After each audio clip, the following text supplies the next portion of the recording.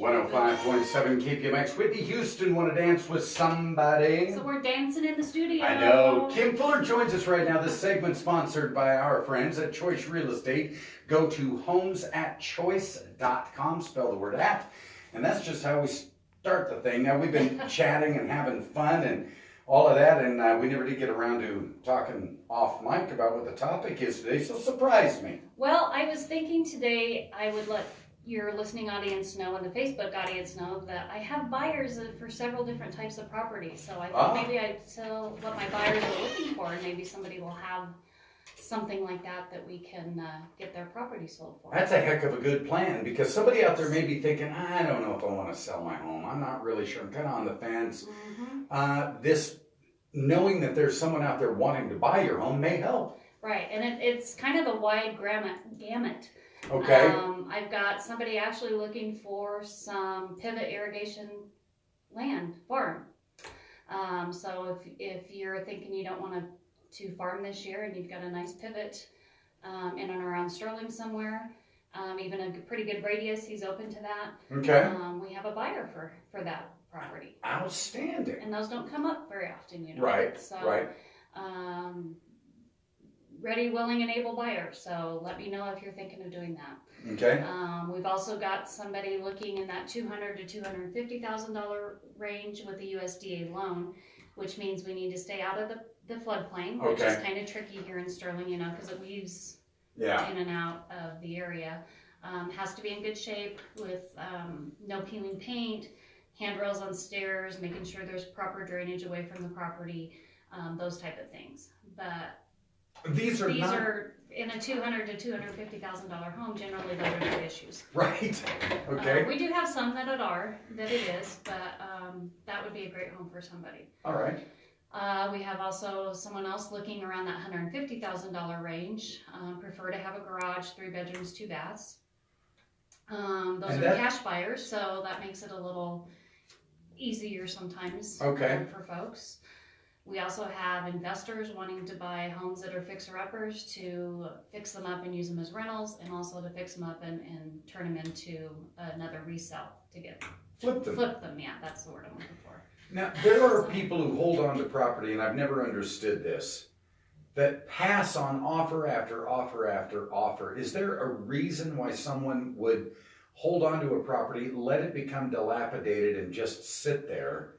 Is there some, is there a tax reason that might benefit them? You know, that's probably a possibility. It could be just the heartstrings. Well, that was mom and dad's home and we just can't bring ourselves to sell it, but we don't have the time to go do the maintenance on it or the money to go do the maintenance on it, and so they get dilapidated.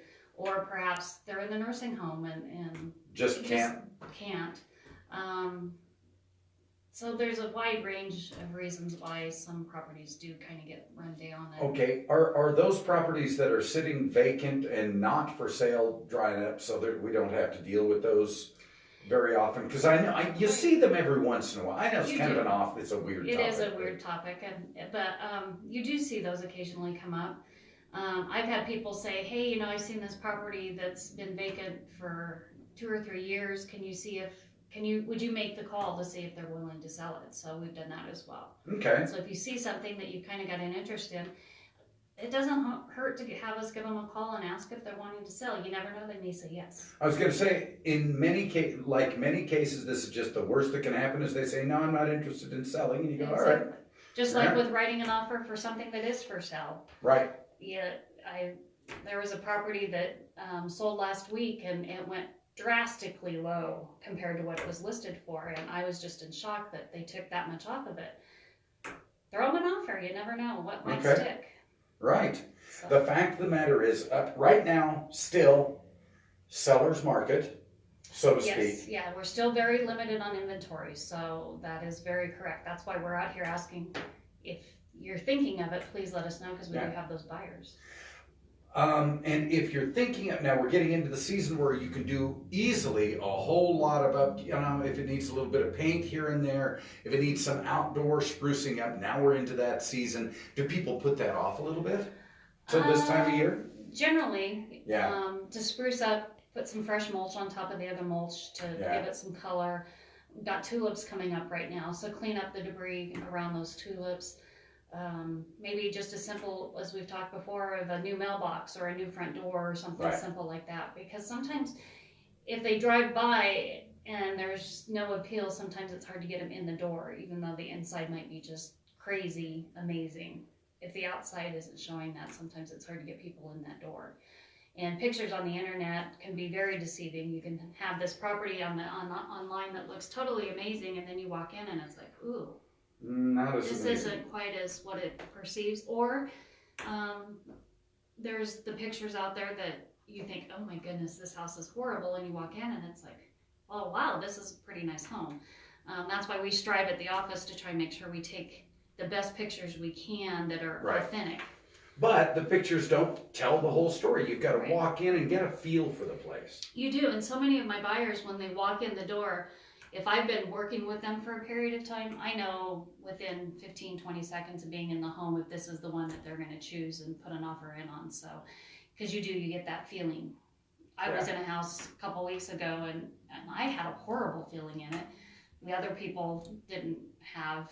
Of course, I don't tell the buyers that. Or Right, the you don't sellers go, I that. don't feel good about this. But no one else said anything, so it might have just been me. But they weren't interested in the house anyway. But it just had a weird vibe to it. Okay. And I know that's kind of crazy to say, but I do get some But weird vibes in other houses. But you're not alone, and No. that's the whole point, is you're No. not alone. It is a seller's market, and if you're thinking, well, a little spring cleaning this place could make us a little bit of money, then make that call, 521-2735. Correct. And I was going to say, Shauna met with somebody the other day on a new listing, and it's like, even if you could spend $1,000 or $2,000 doing some things, Yeah, you're probably going to make $5,000 to $10,000 on it. So, Yeah. because you're going to sell quicker and for a higher price if you get some of those things done. right. It is a seller's market. It is. Choice Real Estate, my guest, several ways you can get a hold of them. Obviously, reach out on Facebook. Yep. Like them on Facebook. Stop by the offices at 111 North 3rd Avenue in Sterling. Let's see. Homes at 521 Choice. Yeah, homesatchoice.com, 521-2735. That about covers it. That covers it, yeah. Keep your eyes on the reader board too at the big reader board at 3rd Avenue and West Main Street in Sterling. And Yep. you just may see the next home of your dreams. Exactly. Kim, thanks so much. Have a great weekend. I will, you too.